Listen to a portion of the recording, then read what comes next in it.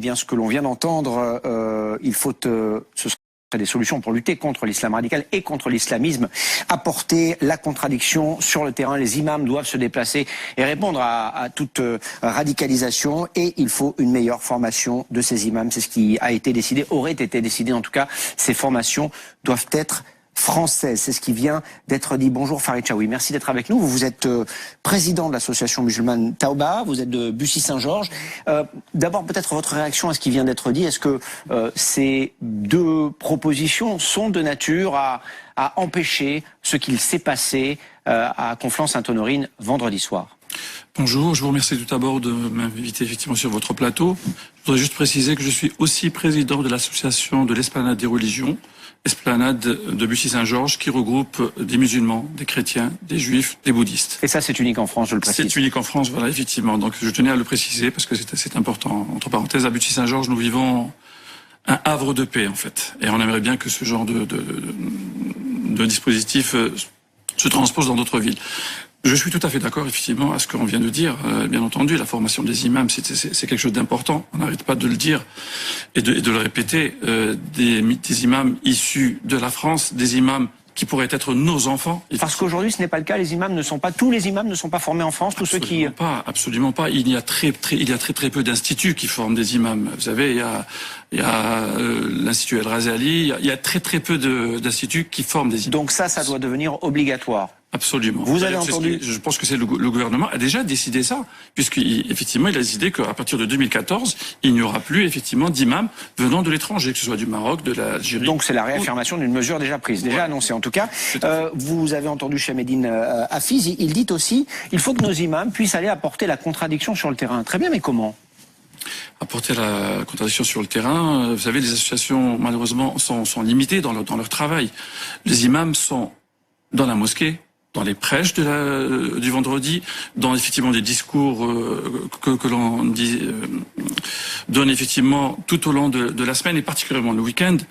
Mais de là à dire les imams doivent sortir, c'est un peu. Mais j'ai lu moi ces derniers jours des imams se plaindre de menaces d'associations qui venaient jusque devant leur mosquée pour leur faire peur. Ça, Monsieur Mizrahi, ça dépend. C'est la façon dont est gérée l'association, la façon dont est gérée la mosquée. Effectivement, nous, en tant que président et en tant que responsable de lieux de culte, nous aussi, nous avons peur, effectivement, pour nos enfants et pour nous-mêmes. Cependant, il y a une façon de faire, effectivement, il y a une façon de travailler et de transmettre le message de l'islam qui fait qu'on peut se prémunir de ce genre d'intervention. Et au centre des enquêtes en cours, plusieurs associations, et c'est aussi pour ça que vous êtes là ce soir, parce qu'on va en parler avec vous.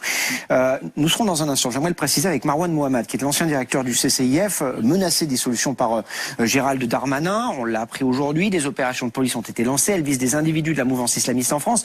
Lisa Adef, 80 enquêtes ont été ouvertes, le ministre de l'Intérieur évoque une cinquantaine de structures associatives, certaines seront dissoutes, toutes seront régulièrement contrôlées. D'abord, ces associations, qui sont-elles? De qui parle-t-on? Eh bien, l'association CCIF, ou Collectif contre l'islamophobie en France, a été créée au début des années 2000 par Sami Deba. Elle se définit comme une association de défense des droits humains dont la mission principale est de combattre l'islamophobie qui passe, selon eux, par les débats sur le port du voile, la stigmatisation des musulmans, mais aussi les discriminations du quotidien. Leur principal canal de diffusion, c'est évidemment Internet. Chaque année, sur son site, le CCIF publie des rapports dans lesquels sont recensés les actes islamophobes qui leur sont rapportés. Et c'est aussi via Internet que le collectif fait des appels aux dons, mais pas seulement. Des brochures sont également distribuées dans les mosquées et des dîners de gala sont organisés pour récolter des fonds. Cela peut aller jusqu'à 200 € le couvert. La deuxième association concernée, c'est Baraka City. Elle a été créée en 2010 par Idriss Siamedi. Elle met en avant l'islam comme un unificateur de toutes les cultures face à toutes les misères. Alors, ses membres organisent des maraudes pour les familles démunies, réalisent des grandes tournées de dons auprès des musulmans, notamment pendant la période du Ramadan. Et dernière campagne à succès en date, il s'agit de la construction de puits au Togo. En une semaine seulement, Baraka City a récolté 1 million d'euros. Et c'est également sur Internet, notamment et surtout sur les réseaux sociaux, qu'ils trouvent leur audience, puisque 710 000 personnes suivent l'association sur Facebook, qui est leur principal canal de diffusion et d'appel aux dons. Lisa, pourquoi est-ce que ces associations sont désormais dans le viseur du ministre de l'Intérieur ? Parmi les éléments qui sont les plus connus, qui inquiètent le gouvernement, le CCIF est régulièrement accusé de proximité avec des mouvements de l'islam politique comme les Frères musulmans. Le président de Baraka City, lui, attire l'attention des services de renseignement par ses entrevues avec des prédicateur rigoriste. En 2016, il avait aussi déclenché une vive polémique en condamnant du bout des lèvres les attentats commis en France par le groupe État islamique alors qu'il était l'invité d'un plateau télé. Autre événement notable, en novembre 2019, le CCIF a fait partie des organisateurs d'une marche contre l'islamophobie, marche très controversée puisque certains des manifestants évoquaient davantage l'interdiction de critiquer une religion plutôt qu'une simple dénonciation du racisme. En réponse au ministre de l'Intérieur, sur Facebook, Baraka City a partagé ce matin sa déception. Couper les vivres de 2 millions de bénéficiaires dans le monde, des pauvres qui dépendent de nous. La folie s'empare du ministre de l'Intérieur qui profite de l'émotion suscitée suite au drame de Conflans. De son côté, le CCIF, lui, dénonce des calomnies d'une incroyable indécence. Merci Lisa Farid-Chaoui. Les réactions de ces deux organisations, de ces deux associations, on va parler dans un instant, mais d'abord la décision du ministre de l'Intérieur de plus de contrôle, de dissolution si nécessaire. Qu'est-ce que vous en pensez? De plus de contrôle, nous sommes tout à fait d'accord, bien entendu. Dans notre pays, effectivement, il y a une police, il y a une justice. Si ces associations sont en entrave par rapport à la loi et à la loi de notre pays, qu'elles statuent.